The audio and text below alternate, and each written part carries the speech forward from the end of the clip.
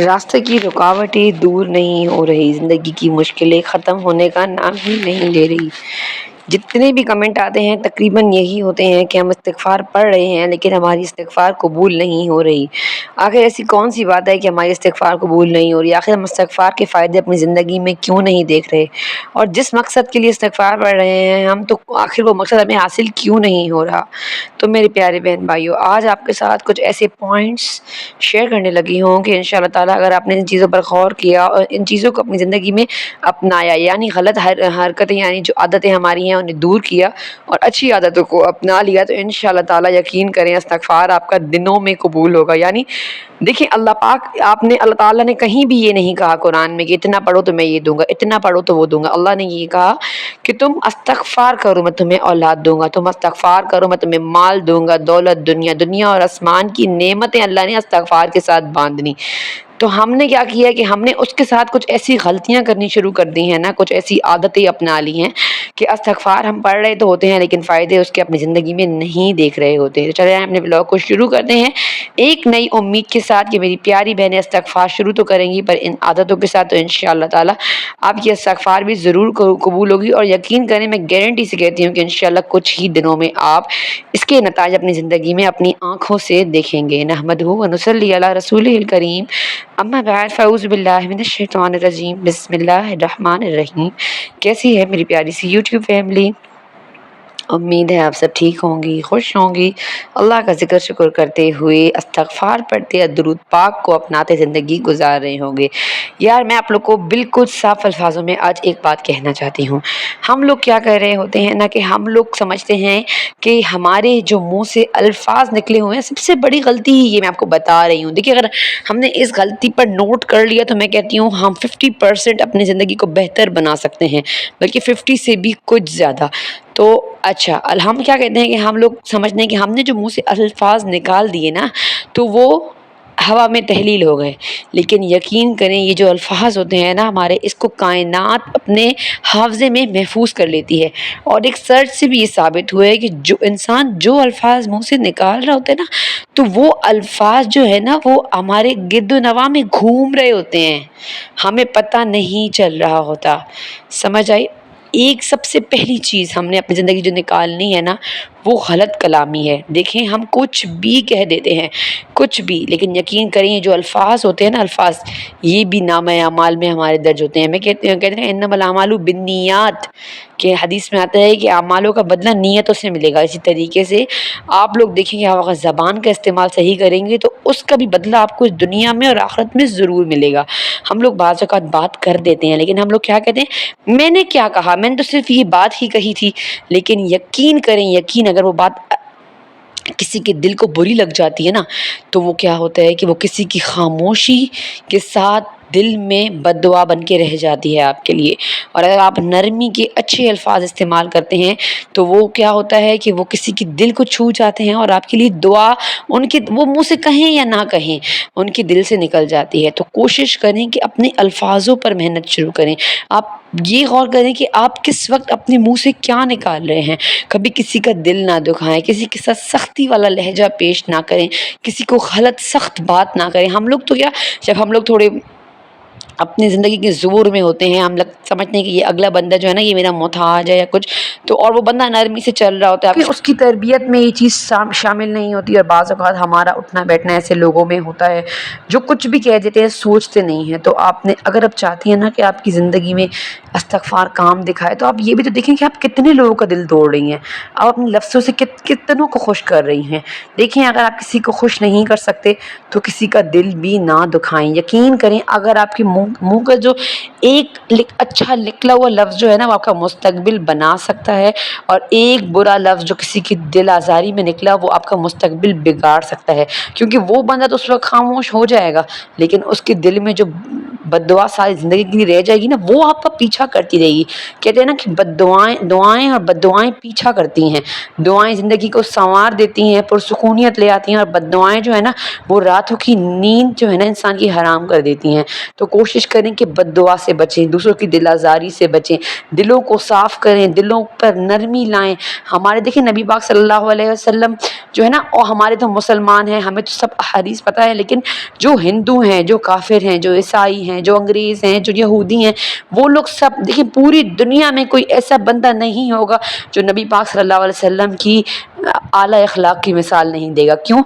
कोई ये नहीं कहता कि उनकी नमाज आला थी, जैसे गैर मजहब है ना, वो ये नहीं कहते कि उनकी नमाज आला थी या वो कुरान बहुत खूबसूरत पढ़ते थे। सब उन्हें याद किस चीज़ से करते हैं? हमारे प्यारे रसूल सल्लल्लाहु अलैहि वसल्लम को उनकी अखलाकियात से, उनकी नरम ज़बान से, उनकी पाक नियति से। तो देखें, अगर हम अब वज़ाइफ कर रहे हैं, हम रसूल के रास्ते पे चल रहे हैं, तो अब रसूल की आदतों को अपनाना भी हमारा फ़र्ज़ हो रहा है। ठीक है, तो कोशिश करनी है आज से ही आपने अपने लफ्ज़ों पर मेहनत शुरू कर देनी है। अगर अच्छी बात नहीं होती ना, यकीन करें चुप रहें, अच्छी बात नहीं होती चुप रहें, कोई फजूल बात करके किसी की दिल आज़ारी ना करें। उस वक्त तो आप कर लेंगी, लेकिन यकीन करें सारी ज़िंदगी आपको भुगतना पड़ेगा। कहते हैं ना कि मुकाफ़ात की जो चक्की होती है ना, वो चलती तो बहुत आहिस्ते है लेकिन पीसती बहुत बारीक है। तो इंसान छोटा सा एक लफ्ज़ कह देता है, लेकिन फिर वो अगले की बद्दुआ जब दिल से निकलती है ना, क्योंकि आपने उसका दिल दुखाया होता है। अल्लाह ताला कहते हैं ना कि मैं अपने जो अल्लाह ताला के जो हकूक़ होते हैं, हुकूकुल्लाह, तो अल्लाह ताला कहते हैं कि मैं वो माफ़ कर दूँगा। यानी आपने इस्तिग़फ़ार पढ़ लिया, आपने गुनाह किए, आपने कुछ भी किया, अल्लाह पाक आपको माफ़ कर देगा। लेकिन अगर आप किसी का दिल दुखाएंगे, यानी हुकूकुल इबाद करेंगे आप, हुकूकुल इबाद का मतलब बंदों के हुकूक, इंसानों के तो इंसानों पर हुकूक है ना, तो ये भी एक इंसानों को इंसान पर हक है कि आप उससे अच्छी बात करें या फिर चुप रहें, खामोश रहें। तो जो है ना, अगर आप हुकूकुल इबाद को मजरूह कर रहे हैं, किसी का दिल दुखा रहे हैं ना, तो अल्लाह ताला भी आपको माफ़ नहीं करेगा। कहते हैं ना कि जो शहीद हो जाते हैं ना, शहीद का कितना आला दर्जा है, उसको अल्लाह ताला डायरेक्ट जन्नत देता है बग़ैर हिसाब किताब से। लेकिन अगर उस बंदे ने किसी का हक मारा हो ना, तो फिर वो शहीद तो है, लेकिन उसे भी उसका हिसाब देकर फिर जन्नत में जाना पड़ेगा। तो कोशिश करें किसी का हक ना मारें, किसी का माल ना दबाएं। बहनें हैं तो उन्हें हक दें, और जो है ना आती हैं तो अच्छा रवैया करें। घर में आपके बड़े हैं, उनके साथ अच्छा रवैया, नरमी, क्या हो जाएगा, यकीन करें आप किसी के साथ नरमी करके देखें और अच्छा रवैया, तो आपके दिल इतना पुरसुकून होगा, आपकी रूह सुकून में होगी। सबसे बड़ी चीज़, आपकी ज़िंदगी में सुकून आ जाएगा। तो अगर आप चाह रही हैं ना कि आपकी ज़िंदगी में सुकून आए, आपकी ज़िंदगी में से गम, परेशानियाँ, तकलीफ़ें दूर हो जाए, तो आज से ही आपने लोगों का दिल दुखाना छोड़ना है। क्योंकि यार ये वो पॉइंट है ना, मैं देखती हूँ कि हम सब शेयर कर रहे होते हैं कि आप 5 वक़्त की नमाज़ पढ़ें, कुरान पढ़ें, ये करें तो अल्लाह पाक राज़ी होंगे। लेकिन ये वो चीज़ होती है जो हम शेयर नहीं करते आप लोगों से, जो कि मेन रुकावट बनी हुई होती है हमारे कामों के दरमियान। रुकावट देखिए, नबी पाक सल्लल्लाहु अलैहि वसल्लम की हदीस का मफ़हूम है, हदीस में आता है, इन्ना रजुला लयुहरमु रिज़्क़हु बिज़म्बिन युसीबुहु। मतलब क्या है इस हदीस का, कि जो बंदा होता है ना, उसका रिस्क हराम कर दिया, यानी तंग कर दिया जाता है, उससे खींच लिया जाता है। क्यों?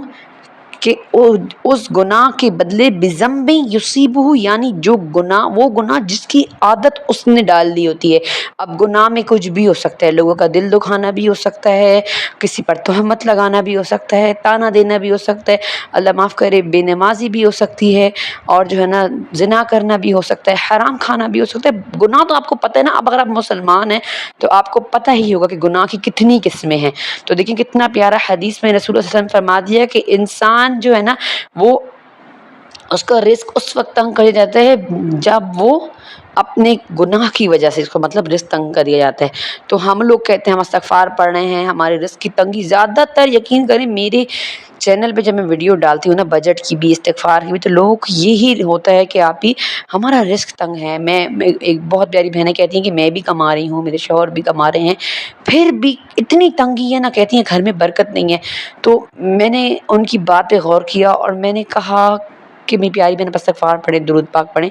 साथ मैंने ये भी सोचा कि हम इन चीज़ों को غور کرنا شروع کر دینا تو میں بھی کیا بالکل یقین سے کہتی ہوں کہ یہ استغفار اور درود پاک ہماری زندگی میں اثر انداز ہونے شروع ہو جائیں۔ دیکھیں اگر اللہ پاک نے قرآن میں فرما دیا ہے کہ استغفار پڑھیں آپ کو میں نعمتیں دوں گا، ٹھیک ہے، تو پھر آپ نعوذ باللہ خود سوچیں نا کہ اللہ پاک تو جھوٹ نہیں بولتے نا، اللہ پاک تو سچی ذات ہے، سچی اور پکی ذات ہے وہ ہماری، اس پہ ہمارا پورا ایمان ہے۔ اس کے بعد حدیث میں آیا کہ درود پاک پڑھیں۔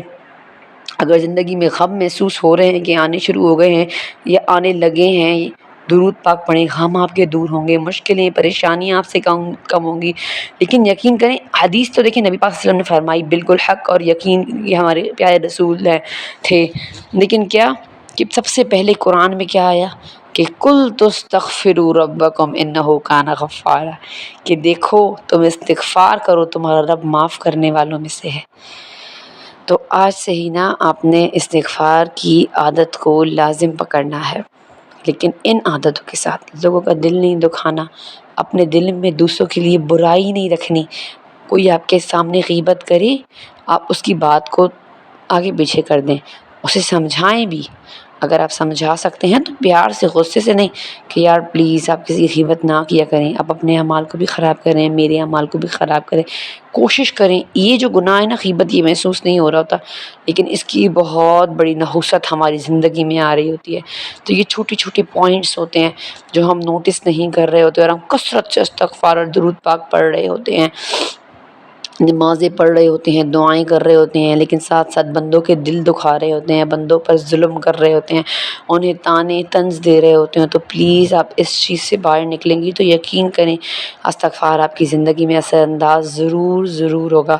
ساتھ ساتھ آپ لوگوں نے ولاگ میں بھی دیکھ رہے ہیں کہ میں بنا رہی تھی ماربل کیک ریسیپی، آپ لوگوں نے بالکل نوٹس کر لی۔ صرف ایک بات دہرا دیتی ہوں پھر میں اپنے مدعے پر واپس آتی ہوں، کیونکہ بہت ساری بہنوں کے کمنٹ آتے ہیں کہ آپ کی ریسیپی بتا دیا کریں۔ یار یہ ٹاپک کو ڈسکس کرنے میں پھر ریسیپی ضرور مس ہی ہو جاتی ہے مجھ سے۔ سمپل ریسیپی بہت دفعہ آپ لوگوں کو میں بنانا سکھا چکی ہوں۔ آپ نے کیا کرنا ہے، گھر نارمل گھی جو ہوتا ہے گھر کا، وہ آپ نے لے لیا 4-5 چمچ بھر کے، اس کے اندر 1 کپ چینی پیسی ہوئی ڈال کے اتنا اس کو آپ نے بیٹ کرنا ہے نا۔ اگر بیٹر نہیں ہے تو آپ ہاتھ سے بیٹ کر سکتے ہیں، لیکن اس میں محنت ڈبل لگ جاتی ہے تو کہ وہ کریم بن جائے، گھی اور چینی کریم بن جائے۔ پھر اس میں وینیلا ایسنس ایڈ کر لیا، 4 انڈے ایڈ کرنے ہیں، لیکن آپ نے دیکھا میں نے باری باری ایڈ کیے۔ اتنا اس طریقے سے فوم ہی کرنا ہے نا اس کو کہ فوم نہ بیٹھے کیک کا، اس سے ٹیکسچر بہت اچھا آتا ہے۔ اگر آپ کے پاس دیسی گھی ہے گھر میں تو دیسی گھی سے بنائیں۔ میں نے دیسی گھی سے کیک بنایا، یقین کریں اتنا مزے کا بنانا کہ جیسے کہ بڑے کیفے جو ہوتے ہیں ہم وہاں سے کیک کھاتے ہیں اس طریقے کا کیک بنا تھا، کیونکہ وہ بٹر میں بناتے ہیں۔ اچھا پھر کیا کیا میں نے، آپ لوگوں نے دیکھا میدا اسٹف کر کے اس میں ڈال دیا۔ اب لاسٹ میں 1/2 کپ یا پھر 1 کپ چھوٹا دودھ کوسا جیسے گرم ہوتا ہے نا، ہلکا نیم گرم، وہ لیا اور اس میں ایڈ کر دیا۔ تھوڑا سا بیٹر نکال کے اور نہ میں نے اس کے اندر کوکو پاؤڈر ایڈ کر دیا۔ اب دونوں بیٹر کو اوپر نیچے ڈال کے اچھے سے مکس کر کے میں ماربل کیک بنا لوں گی۔ اور ساتھ ساتھ میں جو آپ بریڈس دیکھ رہے تھے نا، یہ میری بیٹی نے بنائے، سارا آٹا وغیرہ گوندا، چکن کی پریپریشن کی، سب کچھ کیا، لیکن ڈن پھر میں نے کی۔ ظاہر ہے وہ چھوٹی ہے، اسے اتنی زیادہ نالج نہیں ہے ان چیزوں کی، وہ بیچاری کچن میں پریشان ہو گئی تھی۔ تو پھر لاسٹ میں جو سارا ڈن تھا وہ میں نے کیا، ساتھ ساتھ کیک بھی اوون میں ڈال دیا۔ اور اس طریقے سے ہم نے جو ہے نا جمعے کے دن کا ولاگ ہے جو میں نے شوٹ کیا تھا، اور اتنی مصروفیت ہے نا کہ اپلوڈ کرنا بھی ولاگ کو مشکل ہو جاتا ہے، کیونکہ آپ لوگ کو پتہ ہے صرف ویڈیو بنانی نہیں ہوتی، اس کی ایڈیٹنگ، پھر وائس اوور، پھر اس کی اپلوڈنگ، پھر تھمبنیل، بہت زیادہ محنت جو ہے نا وہ لگ رہی ہوتی ہے۔ تو چلے آتی ہوں اپنے مدعے کی طرف۔ تو اگر آپ چاہتی ہیں نا کہ آپ کی زندگی میں چینج آئے تو آپ بس آپ نے آج سے ہی ان عادتوں کو اپناتے ہوئے جو میں نے آپ کے ساتھ شیئر کی اور بری عادتوں کو چھوڑتے ہوئے استغفار کی طرف آنا ہے۔ استغفار کیسے پڑھنا ہے ایک بار پھر بتا دیتی ہوں اپنی پیاری بہنوں کو۔ ہر نماز کے بعد شروع میں، اگر آپ نیا شروع کر رہی ہیں تو ہر نماز کے بعد آپ نے 70 یا 100 مرتبہ حدیث کے مطابق آپ نے استغفر اللہ ربی من کل ذنب واتوب الیہ پڑھ سکتی ہیں، یا پھر رب اغفر لی وتب علی انک انت التواب الغفور۔ اگر آپ سے اتنا لمبا استغفار نہیں پڑھا جاتا تو کوئی بات نہیں، شروع میں ایسا ہوتا ہے، سستی ہو جاتی ہے، تو صرف استغفر اللہ پڑھیں، لیکن لیکن یار یقین کے ساتھ کہ اللہ مجھے نعمتیں دے گا اور اللہ میرے استغفار کو قبول کرے گا، گناہوں کو سامنے رکھتے ہوئے ندامت کے ساتھ کہ اللہ پاک ہم پھر ایسے گناہ ایسی مطلب غلطیاں نہیں کریں گے، اور پھر اس کے ساتھ آپ نے استغفار پوری گویا صرف 100 مرتبہ ہر نماز کے بعد پڑھیں، لیکن دل کے ساتھ، یقین کے ساتھ. یقین کریں آپ خود دیکھیں گی اس کے فائدے آپ کی زندگی میں کیسے آ کے فٹ ہوں گے، یقین کریں. تو بس لیتی ہوں آپ سے اجازت اس امید کے ساتھ کہ آج کا ولاگ پسند آیا ہوگا، اور اگر پسند آیا تو پلیز ویڈیو کو اپنے زیادہ سے زیادہ شیئر کرنا ہے، لائک کرنا ہے، چینل کو سبسکرائب کرنا بالکل بھی نہیں بھولنا. نماز پڑھیں، قرآن پڑھیں، اللہ کا ذکر کریں، شکر کریں، درود پاک اور استغفار کو اپنی زندگی میں لازم کر لیں. یقین کریں آپ کی زندگی کا سکون، آپ کی زندگی کی نعمتیں، آپ کی زندگی کی پریشانیاں تو بالکل انشاءاللہ ختم ہی ہو جائیں گی. آپ ایک دفعہ اللہ سے لو لگا کے تو دیکھیں، آپ ایک دفعہ استغفار کی کثرت کر کے تو دیکھیں. لیتی ہوں آپ سے اجازت، رکھیے گا مجھے اپنی دعاؤں میں یاد. السلام علیکم ورحمۃ اللہ.